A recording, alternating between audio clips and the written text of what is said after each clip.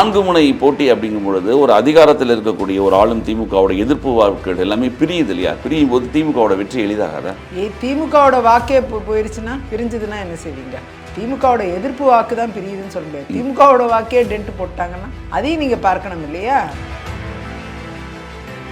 பணம் எல்லாம் கொடுக்குற ஏன் பயந்து கொடுக்குறாங்கன்னா காரணம் களத்தில் சூழ்நிலை அவ்வளோ சரியில்லை. அதனால தான் திமுக பயந்துட்டு பணமெல்லாம் நிறைய கொடுக்குறாங்க. அதுவும் மக்கள் புரிந்து கொள்ள வேண்டும், இது ஒன்றும் திமுகவோட சொந்த காசு கிடையாது, இது மக்களுடைய வரி பணம் தான் உங்கள்கிட்ட திருப்பி கொடுக்குறாங்க. ஆகையால் நீங்கள் ஓட்டு திமுகவுக்கு தான் போடணும்னு கட்டாயம் கிடையாது. ஒரு மாதத்துக்கு 10,000 ரூபா கையை விட்டு கொடுக்க வேண்டியதாக இருக்குது அரசாங்கத்துக்கே. 1000 ரூபா வாங்கிட்டு 10,000 கொடுத்துக்கிட்டு இருக்கீங்க. பெண்கள் அதுதான் ஞாபகம் வச்சுக்கணும். 6 தொகுதிக்கு மட்டும் பொறுப்பாளராக போட்டாங்கன்னு சொல்லி மன வருத்தத்தில் அவர் விலை அதுக்கான அதனால தான் எல்லாத்தையும் அவர் அந்த சுற்றுப்பயணம் போக முடியாதுன்னு சொல்லியிருந்தார்.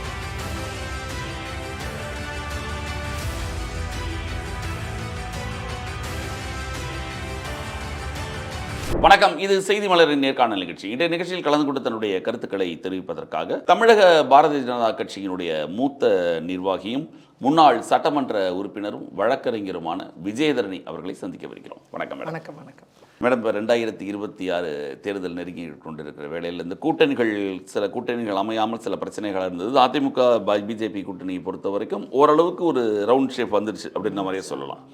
ஏன்னா ஆமாம் வந்துருச்சு. இந்த கூட்டணி தான் அப்படின்னு. ஏன்னா ஒருவேளை ஒரு கட்சி வேணால் இந்த பக்கம் அந்த பக்கம் இருக்குமே தவிர ஒரு பெரிய கட்சிகள் இணைந்து இந்த பக்கம் ஒரு கூட்டணியாக இருக்குது. எதிர்த்தரப்புலையும் பார்த்தீங்கன்னா திமுக கூட்டணி வலுவானதாகத்தான் இருக்குது. இப்போ வரைக்கும் அந்த காங்கிரஸ் ஒன்று பிரச்சனையாக தனியாக நிற்கிறத தவிர இப்போது காங்கிரஸ் விசிகா எல்லாருமே பிரச்சனை, கம்யூனிஸ்ட் எல்லாருமே பிரச்சனையாக தான் இருக்காங்க. எல்லாருமே அதிக சீட் கேட்குறாங்க. காங்கிரஸ் ஆட்சியில் பங்கு கேட்குது. அந்த மாதிரி நிறைய நிலைப்பாடு அது உங்க கூட்டணிக்குள்ள குழப்பம் இருக்கு. அந்த கூட்டணியில் குழப்பம் இருக்கு, உங்க கூட்டணிலையும் அந்த மாதிரி குழப்பம், அந்த மாதிரி பிரச்சனை ஒண்ணுமே இல்லை, ரொம்ப தெளிவா இருக்குங்க. ஆனா இங்க இருக்கிறவங்க வந்து இங்கேயும் கூட்டணி ஆட்சி கிடையாது. ஆட்சியில பங்கு, அதிகாரத்துல பங்கெல்லாம் யாருமே கேட்கல. இல்ல என்டிஏ கூட்டணி ஆட்சி அமைக்கும் அமித்ஷா சொல்றாரு. இங்க வந்து என்டிஏ கூட்டணி அதிமுக தலைமையிலான கூட்டணின்னு சொல்லியிருக்காங்க. தேர்தல் முடிந்த பிறகுதான் அதோடைய கள சூழ்நிலையை பொறுத்து தான் அது கூட்டணி ஆட்சியா இல்லையாங்கிறதெல்லாம் முடிவு செய்யப்படும். இல்ல கூட்டணி ஆட்சிங்கிறது பாஜக மனசுல இருக்கு. அதெல்லாம் அந்த களம் எப்படி இருக்கோ அதை பொறுத்து தானே இருக்கு. தனிப்பெரும் கட்சியா ஒரு கட்சி வந்துடுற போது அவங்க ஆட்சி அமைக்கிறதுல கூட உதவியா இருப்போம். அப்படித்தான் இருக்கும். ஏன்னா இப்ப 2000 திமுக உள்ள பிரச்சனை இங்க கிடையாது, நல்லா புரிஞ்சு. ஆனா இங்கதான் பிரச்சனை ஆரம்பத்தில் இருந்தது. நீங்க திடீர் கூட்டணி ஏற்பட்டோன்னா இந்த கூட்டணி திடீர் கூட்டணி தானே. உங்க கூட்டணி நடுவில் இல்லாத இருந்த கூட்டணி திடீர் கூட்டணியாக வந்தது. திடீர்னு இல்ல, இது பேசப்பட்டு இந்த ஓராண்டு காலமா இந்த கூட்டணி இருக்கேன். நடுவில் இல்லாம இருந்தது. போன 5 ஆண்டு காலம் பார்லிமெண்ட்ல இல்ல, இப்ப ஓராண்டு காலம் ஆயிடுச்சு கூட்டணி. ஆமா, நீங்க அமைக்க ஆரம்பிச்சிட்டோமே கூட்டணி. அதான் சொல்றேன், உங்க கூட்டணி வடிவம் வந்துருச்சு, இல்லைன்னு சொல்லி மறுக்க முடியாது. ஆனா எதிர்த்தரப்புல பொறுத்த வரைக்கும் நீங்க பார்க்க போனீங்க அப்படின்னா திமுகவோட எதிர்ப்பு வாக்குகள் இந்த தடவை எப்பயுமே நீங்க அதிமுக பிஜேபின்னு ஒரு கூட்டணி, திமுக அந்த விடுதலை சிறுத்தைகள் சிபிஎம் சிபிஐ இதெல்லாம் ஒரு கூட்டணின்னு ஒன்று இருக்கும். 2 பக்கமாக இருக்கும். ஆனால் இந்த 2026 தேர்தலை பொறுத்தவரைக்கும் 4 முனை போட்டியாக இருக்குது. வழக்கம் போல் திமுக கூட்டணி, அதிமுக பிஜேபி கூட்டணி, நாம் தமிழர் தனியாக நிற்கிறாங்க. எல்லா இடத்துலையும் ஓட்டை பிரிக்க 8% ஓட்டு வாங்கியிருக்காங்க.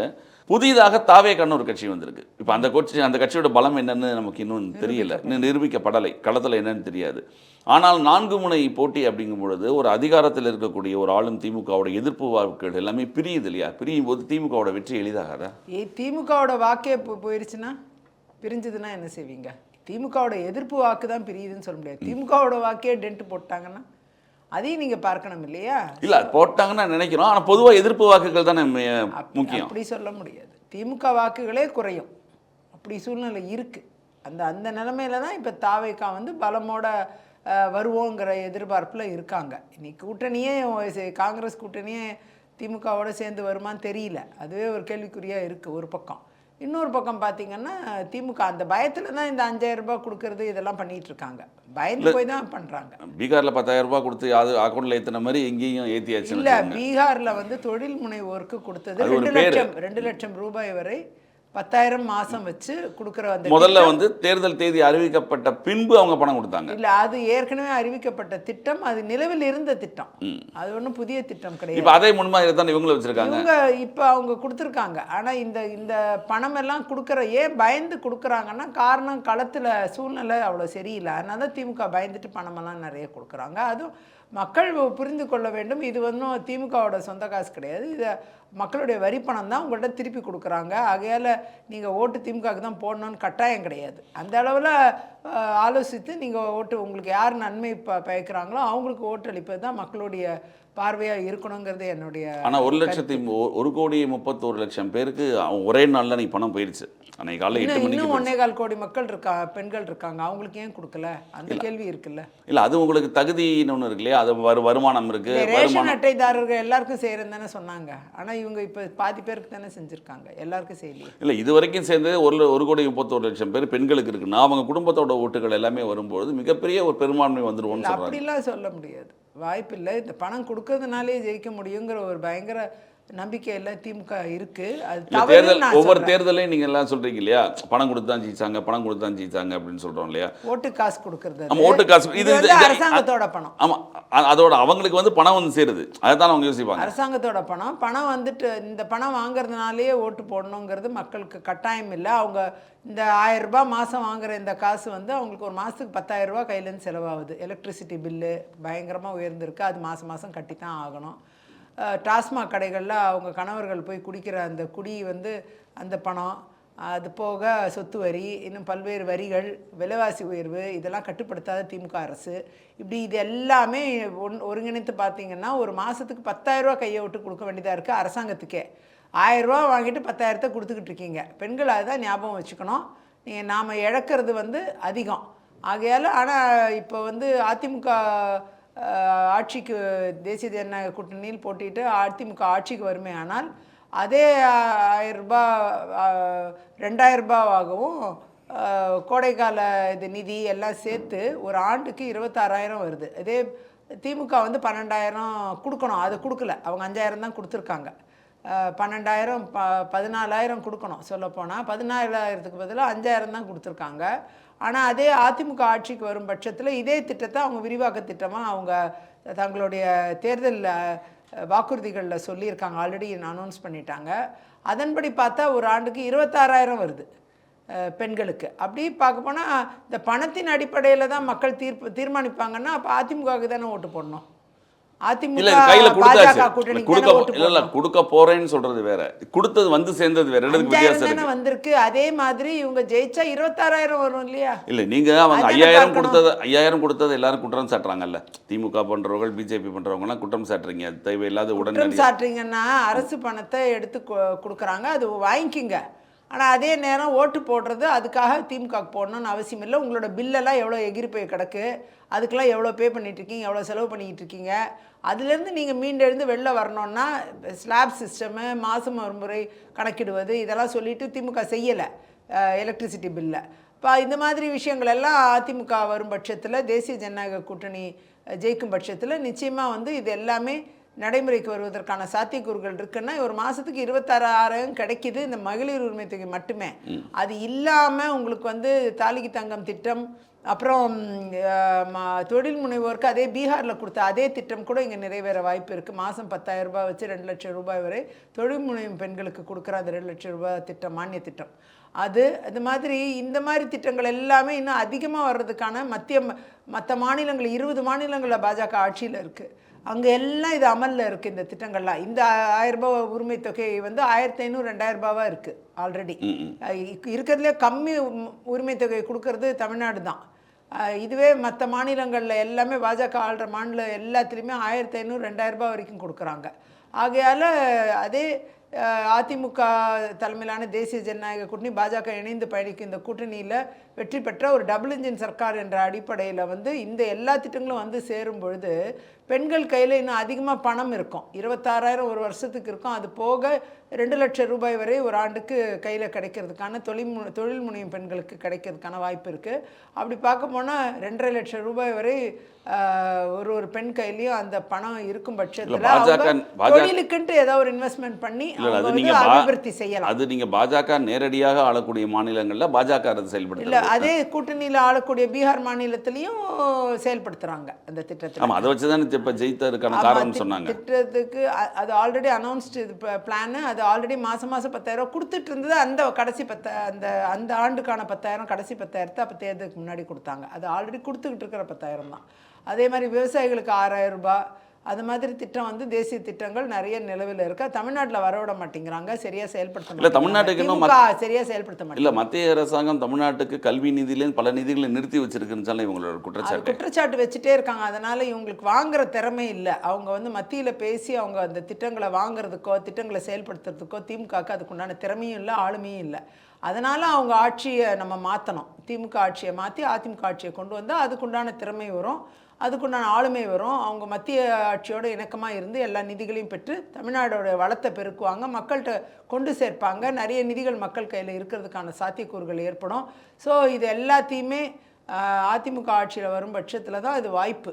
ஆனால் இன்றைக்கி திமுக வந்து 1000 ரூபாய் கொடுக்குறேன்னு சொல்லிட்டு நிறைய செலவுகளை மக்களுக்கு வேறு விதத்தில் கொடுத்து அந்த பணத்தை வாங்கிடுறாங்க, வரிகள் அது இது என்னென்னமோ போட்டு வாங்கிடுறாங்க. ஸோ மக்கள் கையில் அந்த வெறும் ஒரு 1000 ரூபாய் வச்சு என்ன செய்ய முடியும்? அது எல்லா பெண்கள்கிட்டையும் இல்லை. அந்த 1000 ரூபாய் எல்லாருக்கும் ஒரு 1000 ரூபாய் கொடுத்துட்டு அதை வச்சு நீங்கள் வந்து உங்கள் இது காலேஜ் ஃபீஸை கட்டிடலாம், உங்கள் கம்ப்யூட்டர் பில்லை கட்டிடலாம், உங்கள் இந்த பில்லை கட்டிடலாம், அந்த பில்லை கட்டிடலான்னு அட்வர்டைஸ்மெண்ட் பண்ணுறாங்க திமுக.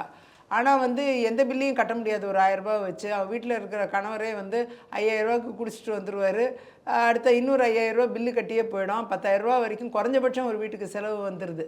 அரசு மூலமாகவே அந்த செலவு தான். அதை டாஸ்மாக் அதிமுக காலத்தில் தான் ஆரம்பிச்சது. அது நீங்கள் வந்து திமுக மேலே மட்டும் குற்றம் சுமத்துறோம், போன 5 ஆண்டு காலம் இருந்தது. ஆனால் அம்மையார் அவர்கள் உயிரோடு இருந்தப்போ நான் வந்து ப்ரைவேட் மெம்பர் பில்லை எடுத்துகிட்டு வந்தேன், தனிநபர் மசோதா கொண்டு வந்தேன் சட்டசபையில். அந்த டைமில் வந்து அம்மையார் அவர்கள் அதை 500 கடைகளாக ஒவ்வொரு ஆண்டும் குறைப்பேன்னு சொல்லி 1000 கடைகளை மூடினாங்க.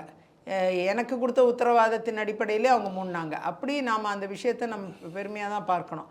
ஆனால் இன்றைக்கி திமுக ஆட்சியில் வந்து 5000 கடைகளுக்கு மேலே ஆயிடுச்சு. 2500 கடையாக இருந்த கடைகள் இப்போ வந்து 5500 கடைகளாக மாறி 6000 கடைகளை தொடரக்கூடிய சூழ்நிலை வந்துருச்சு. அவ்வளோ அதிகமாக பண்ணிட்டாங்க.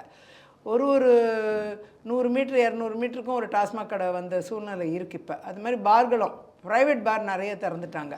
அப்படி இருக்கும்பொழுது திமுக கட்சியை சார்ந்த நபர்கள் நிறைய பேர் சம்பாதிக்கிறாங்க ப்ரைவேட் பார் வச்சு. அது மாதிரி டாஸ்மாக் கடைகள் வந்து அரசுக்கு வரக்கூடிய வருமானமாக வந்துட்டுருக்கு. அரசுக்கு வரக்கூடிய வருமானமே இரண்டாக பிரிகிறது.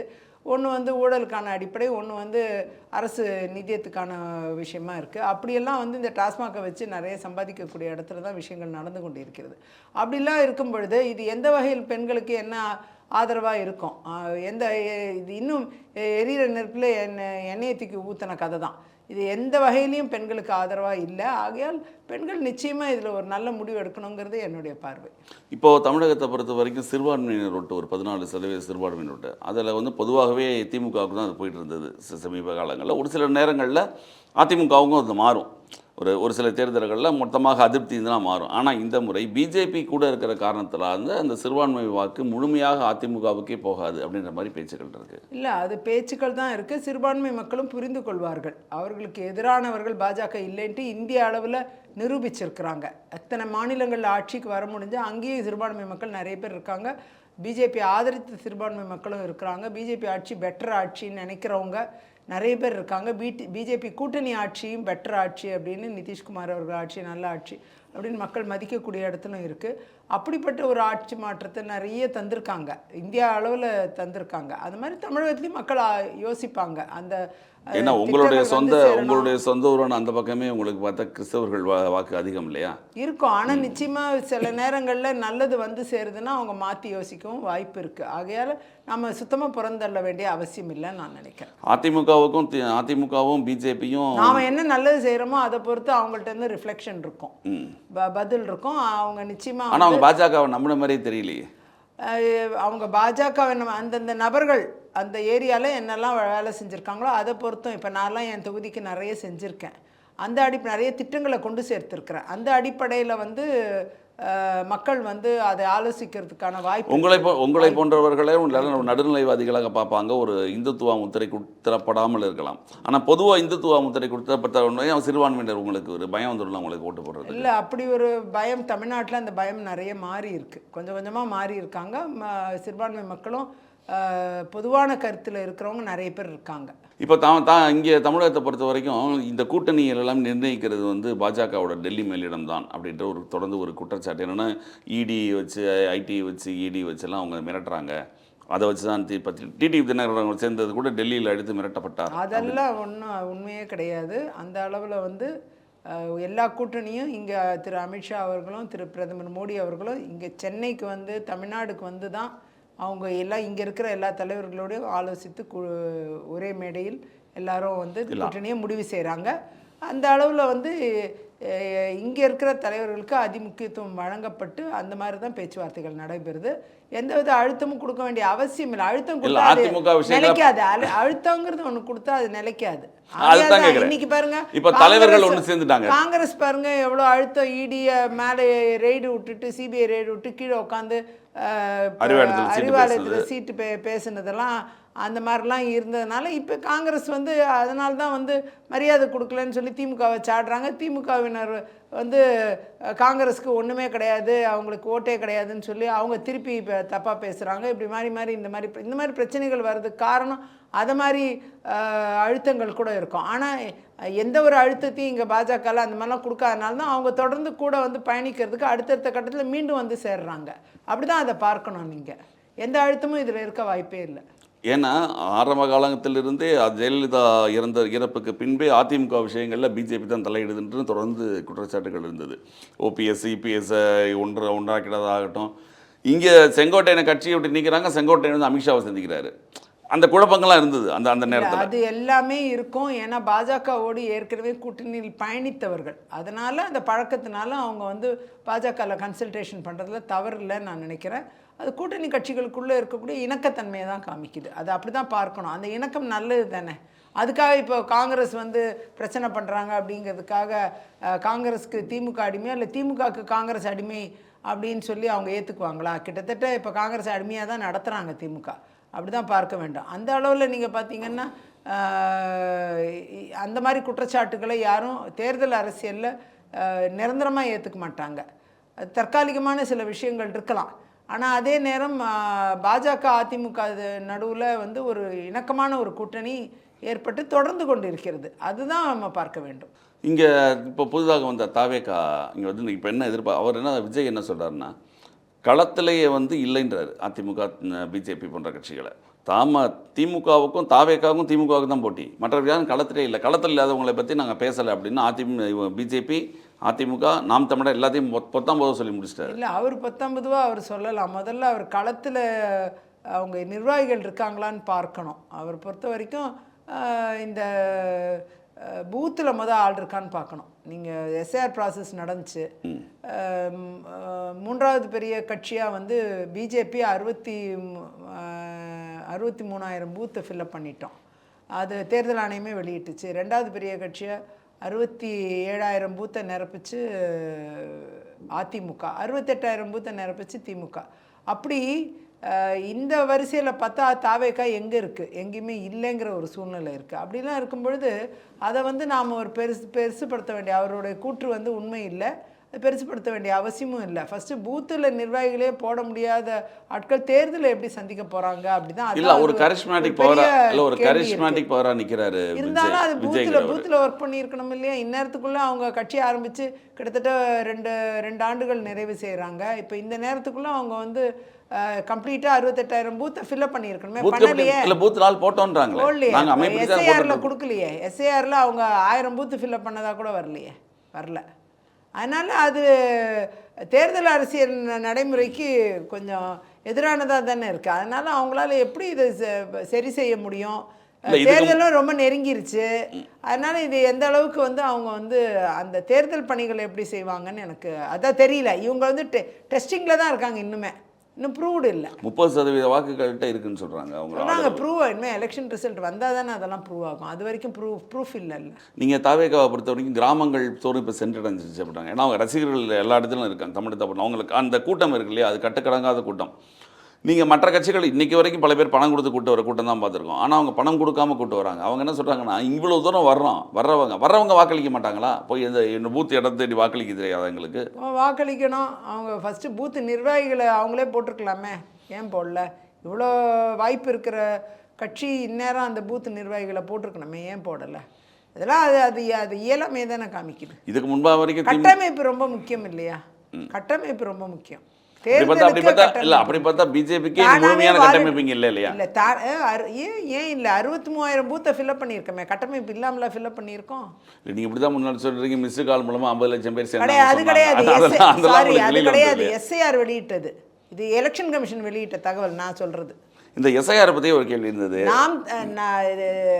திமுக நிரப்புனதையும் சொல்லியிருக்காங்க, அதிமுக நிரப்புனதையும் சொல்லியிருக்கிறாங்க, பிஜேபி நிரப்புனதையும் சொல்லியிருக்காங்க. அது எலெக்ஷன் கமிஷன் வெளியிட்டது, இது ஒன்றும் பிஜேபி வெளியிட்டது கிடையாது.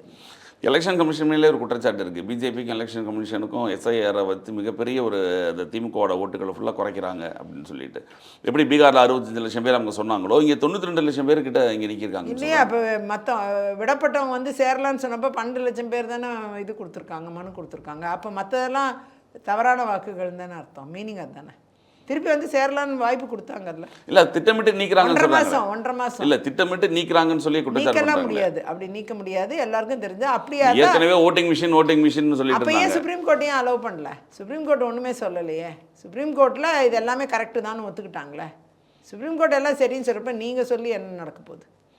இல்லை நீங்கள் சொல்கிறீங்க நீங்கள், ஆனால் அவங்க பொதுவான குற்றச்சாட்டு என்னென்னா, பொதுவான குற்றச்சாட்டுக்கெல்லாம் இங்கே இடம் கிடையாது. குறிப்பான குற்றாட்டு என்னவோ அதுதான் நம்ம பேச. இல்லை அந்த குற்றச்சாட்டே அதுதான். தேர்தல் கமிஷன் வந்து பிஜேபி கையில் வச்சுட்டு ஏற்கனவே ஓட்டிங் மிஷினில் வந்து பிரச்சனை சொன்னாங்க. அதெல்லாம் பண்ண முடியாது. ஓட்டிங் மிஷினே இல்லாமல் மகாராஷ்டிராவில் உள்ளாட்சி தேர்தல் கிடையாது. பேலட் பேப்பர் தேர்தலையே பிஜேபி ஜெயிச்சிருச்சு நிறைய இடத்துல. அப்படி பார்க்கும்போது பேலட் பேப்பர் இருந்தாலும் பிஜேபி ஜெயிக்குது இல்லை. அப்புறம் நீங்கள் எப்படி நீங்கள் ஓட்டிங் இங்கே அந்த ஸ்கீம் கொண்டு வரக்கூடாது, இங்கே அதே இங்கே கொண்டு வரக்கூடாதுன்னு கேட்குறாங்க. அங்கே கொண்டு வரக்கூடாதுன்னா நீங்களாம் கொண்டு வரணும். இங்கே மற்ற எல்லா கட்சிகளும் சேர்ந்துல கேட்கணும். அது கேட்கலையே, ஒரு கட்சியும் கேட்கலையே, எந்த கட்சியும் கேட்கல. ஆனால் பேலட் பேப்பர் ஓட்லேயும் பிஜேபி தான் ஜெயிச்சிருக்கு. அப்போ அது மட்டும் எங்கள் உடனே பேலட் பேப்பர் தப்பாயிடுதா? அதனால் எல்லாத்தையும் குறை சொல்லணும்னா குற்றம் சொல்லணும். வட மாநிலங்களை பொறுத்தளவு தமிழ்நாடு இருக்காதுன்ற மாதிரி சொல்கிறாங்கல்ல. வட மாநிலங்களில் நடக்கிற மாதிரி தமிழ்நாடு நடக்கிறதுக்கு வாய்ப்பு இல்லை. அதனால் இங்கே வந்து அவங்களுடைய வேலையை காட்ட மாட்டாங்க அப்படின்னு அவங்க சொல்கிறது. அப்போனா மிஷினை நம்பலாங்கிறாங்க, அதுதானே? அப்போ நம்பட்டோம், எதுவாக இருந்தாலும் பரவாயில்லன்றீங்க. ஆமாம், எதுனாலும் நம்ம சந்திக்க தயார் தான். நீங்கள் அவங்க என்ன கேட்குறாங்களோ சுப்ரீம் கோர்ட் அலோவ் பண்ணிச்சுன்னா ஆட்டோமேட்டிக்காக பேலட் பேப்பர் வரப்போகுது. அது ஏன் போய் இத்தனை நாள் வரைக்கும் சுப்ரீம் கோர்ட்டில் அங்கே ஏன் வழக்கு போடல? நேராக போட்டிருந்தாங்கன்னா இந்நேரம் வந்துட்டுருக்குமே. தமிழக பிஜேபியில் கொஞ்சம் மன வருத்து இதெல்லாம் இருக்குதுன்னு சொல்லி கருத்து வேறுபாடுகள் ரொம்ப அதிகமாக இருக்குது. அவங்க எப்படி ஒத்துழைப்பாங்கன்ற மாதிரி பல்வேறு செய்திகள் தொடர்ந்து வருது. நயினார் நாகேந்திரன் அவர்கள் தரப்புக்கும் அண்ணாமலை தரப்புக்கும் நிறைய பிரச்சனைகள்லாம். அப்படிலாம் எந்த பிரச்சனையும் இல்லை. நேற்று கூட ஒரு மீட்டிங்கில் திரு நயினார் அவர்களும் திரு அண்ணாமலை அவர்களும் சேர்ந்து இருக்கிற மீட்டிங்கில் நான் கலந்துக்கிட்டு தான் வந்தேன்.